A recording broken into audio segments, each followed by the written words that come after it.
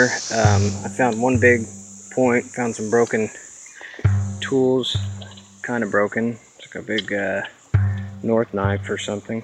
And then I look down and see this one. I don't know if it's whole or what.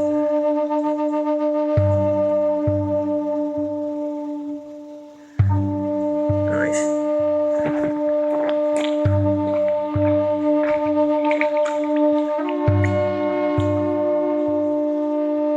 Little Hopewell point or some kind of side notch. Pretty bad at typology. Alright.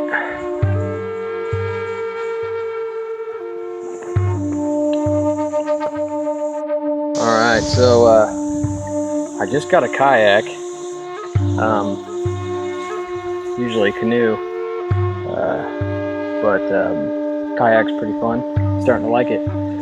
I'm down here in this creek and I've never really been here before. I decided I would paddle upstream and I made it pretty far. I made it to a place where another creek enters, and I think I thought, man, there's got to be a point here. Well, it's kind of flooded and the water's muddy and I can't see very well, so I decided to check the banks, and boy, I stumbled across this one.